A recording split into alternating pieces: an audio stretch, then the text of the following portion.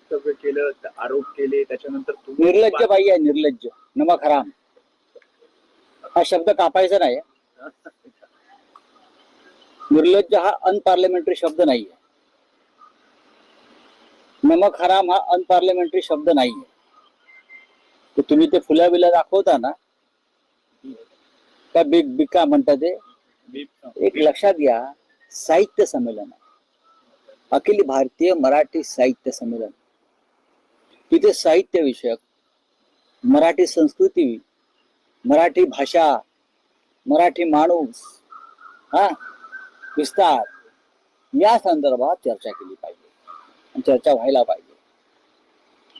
पण राजकीय चिखलफेक, महाराष्ट्रातल्या प्रमुख नेत्यांवर चिखल फेकण्यासाठी साहित्य संमेलन तुम्ही भरवलं का?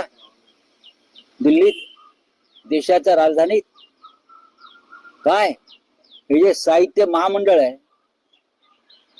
यांच्याकडे जे खंडण्या घेऊन हे संमेलन भरवतायत. आय रिपीट, साहित्य महामंडळ, मराठी साहित्य महामंडळ. म्हणजे सरकारने 2 कोटी रुपये दिले की त्यातले 25 लाख काढून घ्यायचे खंडणी म्हणून आणि संमेलन भरायला परवानगी द्यायचं काम करतात. कार्यक्रम ठरवतात हे महामंडळ आणि आयोजक जे असतात हे सतरंजा उचलायला असतात. कार्यक्रम जे आहेत ना कार्यक्रम पत्रिकेवर, ते उषा तांबेंनी ठरवले, ज्यांचे पतिराज हे महाराष्ट्राचे PWD सेक्रेटरी होते. सगळ्यात भ्रष्ट खातं. इमानदारी हा शब्दच मुळात, प्रामाणिकपणा हा शब्दच मुळात नीलम गोरे यांच्या शब्दकोशामध्ये नाहीये. त्यामुळे प्रकाश आंबेडकरांशीही त्यांनी बेईमानी केली. नंतरच्या काळात त्यांनी पवार साहेबांच्या पक्षामध्ये प्रवेश केला. पवार साहेबांचं महिला धोरण होतं, त्यामुळे त्यांनी अनेक महिलांना नेतृत्वाची संधी दिली, त्यात नीलम गोरे एक.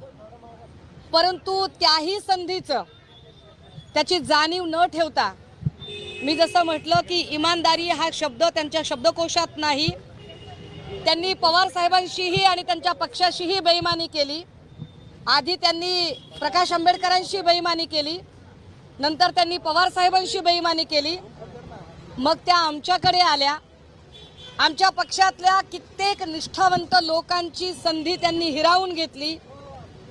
मातोश्रीवर सातत्याने पडीक राहून निष्ठावंत लोकांच्या बद्दलची मतं कलुषित करणे, एवढेच प्रमुख काम त्यांनी चोखपणे बजावले.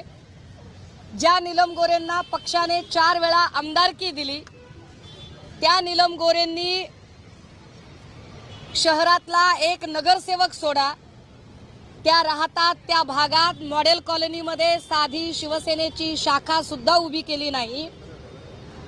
त्या नीलम गोरे ज्यांनी पक्षाच्या संघटनेसाठी म्हणून कुठलंही काम केलं नाही, उलट पक्ष संघटनेमध्ये लोकांचे प्रवेश कसे थांबवता येतील, लोकांना कसं बाजूला ठेवता येईल, त्यांनी माफी जरी मागितली, नीलम गोरेंनी नाक घासून जरी माफी मागितली, तरी आमचा लढा असेल.